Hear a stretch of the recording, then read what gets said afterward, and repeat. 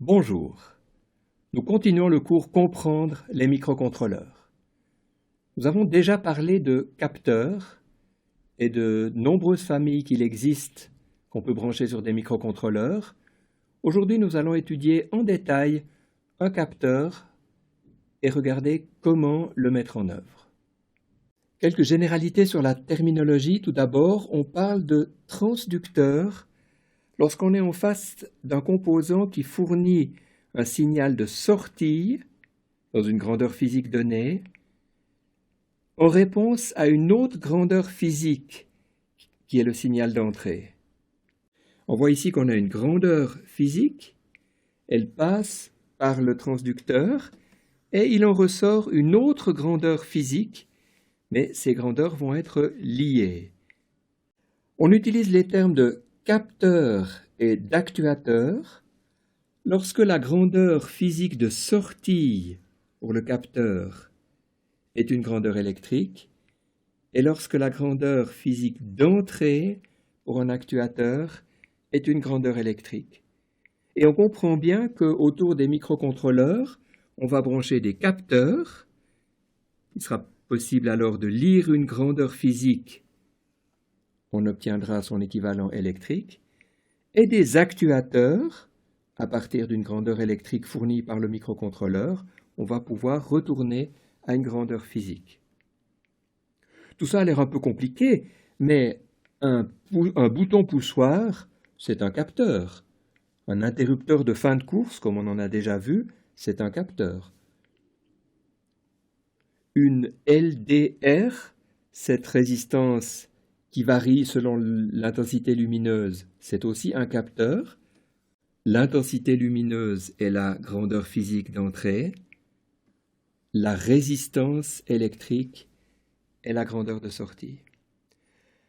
Pour les actuateurs, eh bien, une simple diode lumineuse, c'est aussi un actuateur. On a une tension électrique ou un courant électrique qui permet d'avoir une luminosité en sortie. Un moteur, c'est aussi un actuateur. Nous allons nous intéresser aujourd'hui spécifiquement à un capteur de distance qui se présente de la manière suivante. On y trouve une diode lumineuse et un phototransistor. On les reconnaît parce que la diode lumineuse a un boîtier transparent, alors que le phototransistor a un boîtier qui n'est pas tout à fait transparent, qui est légèrement gris. On voit que ces deux composants sont mis parallèlement l'un à l'autre, mais ils ne se voient pas. Et on comprend bien que la diode lumineuse va émettre une certaine lumière et le capteur va recevoir une certaine lumière. Ce schéma-là montre le brochage en regardant le capteur depuis l'arrière et on voit qu'il y a bien une diode lumineuse, anode, cathode, et un phototransistor avec son collecteur et son émetteur. Qu'est-ce qu'un phototransistor?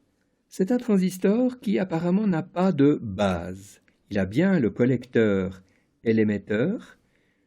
Et vous vous souvenez qu'on peut décrire le fonctionnement d'un transistor en disant la résistance entre le collecteur et l'émetteur va diminuer s'il y a un courant dans la base. Or ici, il n'y a pas de courant dans la base, mais c'est la lumière incidente, les photons, qui vont exciter ce transistor et qui joueront en quelque sorte le même rôle que le courant de base.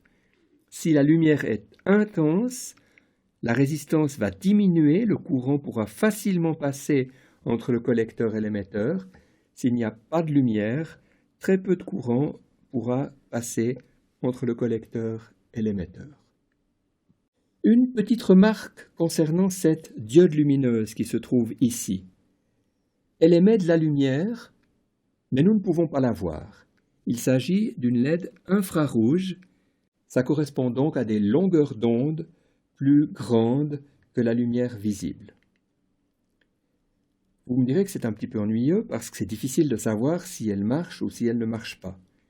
Eh bien, il existe une solution très simple, c'est de prendre un appareil de photo, par exemple celui qu'on trouve dans un téléphone portable et vous verrez que cet appareil de photo voit parfaitement bien la lumière qui provient de ce capteur infrarouge. On la voit sous une forme légèrement violette généralement. Comment faire pour mettre en œuvre ce dispositif avec un microcontrôleur? Pour la LED, c'est évidemment très simple, c'est le schéma traditionnel, une résistance de limitation, notre LED en série. On va calculer la valeur de la résistance de telle manière qu'un courant de l'ordre de 10 mA puisse fonctionner. L'intérêt de l'avoir relié sur une patte du microcontrôleur, c'est qu'on va pouvoir allumer cette diode lumineuse lorsqu'on en a besoin et l'éteindre lorsqu'on ne l'utilise plus, ce qui va réduire la consommation du système. Pour le phototransistor, ça semble un petit peu plus compliqué. Il ne s'agit pas d'une mesure tout ou rien, il s'agit d'une mesure qui varie, la résistance de notre phototransistor varie. On aurait pu mettre un diviseur de tension et chercher à utiliser une entrée analogique d'un microcontrôleur capable de mesurer donc une valeur, par exemple entre 0 et 3 volts. Ici, on a utilisé une technique très différente. On a curieusement mis un condensateur entre le collecteur et l'émetteur, donc entre la patte du microcontrôleur qui fera la mesure et la masse. Pourquoi donc ce condensateur? Peut-être vous souvenez-vous de cours d'électricité où on vous a parlé de la décharge d'un condensateur à travers une résistance. C'est l'occasion de vous poser la question. Quelle est la forme de la courbe de décharge du condensateur à travers la résistance? Est-ce une droite? Est-ce une exponentielle décroissante? Ou est-ce un escalier?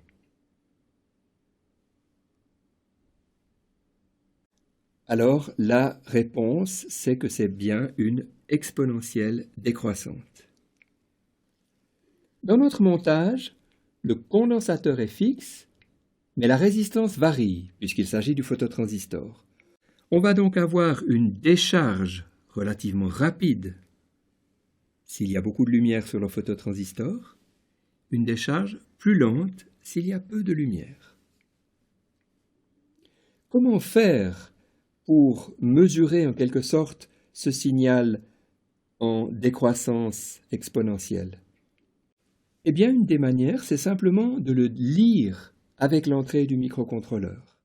Un microcontrôleur, si la valeur est supérieure à une tension de seuil, qui est généralement à peu près la moitié de la tension d'alimentation, le système rend une valeur à 1.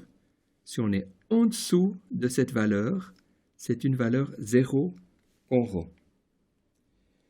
Donc si j'applique le scénario suivant, je charge la capacité, je la laisse se décharger, je vais obtenir un signal sur l'entrée qui va passer à 0 à un instant donné, et cet instant varie selon la résistance de notre phototransistor, par conséquent selon la lumière incidente sur le phototransistor. C'est intéressant de signaler qu'on a fait une mesure doublement indirecte. La distance qu'on souhaitait mesurer a été transformée en intensité lumineuse. Plus l'objet est proche, plus il va renvoyer une luminosité importante. On va ensuite passer de l'intensité lumineuse à la résistance électrique grâce au phototransistor. Et ensuite, on va passer de la résistance électrique à un temps de décharge du condensateur grâce à notre montage utilisant le condensateur et le phototransistor. Et il se trouve qu'on sait parfaitement bien mesurer un temps, on l'a déjà vu, on pourra appliquer la méthode. Essayons d'écrire cette procédure qui va faire cette mesure de distance. J'ai commencé par définir les pattes que je vais utiliser. J'ai utilisé les pattes 0 et 1 du port P1 et il est nécessaire de spécifier le out, le dir et le in puisque dans le cas de ce montage, nous allons bien utiliser tantôt cette patte en sortie, tantôt cette patte en entrée. Voilà la procédure elle-même. Elle va nous rendre une distance.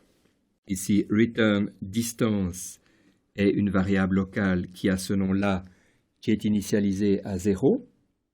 Il va falloir commencer par mettre la patte en sortie, puis la mettre à 1 pour charger le condensateur. On attend un petit moment pour être sûr qu'il est chargé. Ensuite, cette même patte, on va la mettre en entrée, en agissant sur le dir.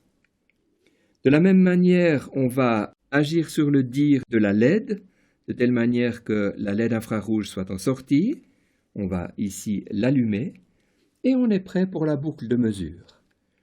On a décidé d'obtenir une valeur sur 8 bits. On va donc faire 255 lectures pour que le maximum soit bien 255 et non pas 256 qui n'existerait pas sur un nombre de 8 bits, donc de 0 à 254. J'attends un certain temps pour cadencer cette boucle et ensuite, si on est encore dans la situation où le bit du capteur est à 1, on incrémente distance, sinon on n'incrémente pas. On va donc finalement avoir à la fin le résultat dans cette variable distance. Et ça fonctionne. Ici, j'ai réalisé un petit montage avec une plaque d'expérimentation. Vous reconnaissez un processeur. On a utilisé ici le modèle à 14 pattes. Dans notre cas, les boutons ne sont pas utilisés. Voilà nos deux capteurs de distance. Et je vous propose de regarder la vidéo suivante.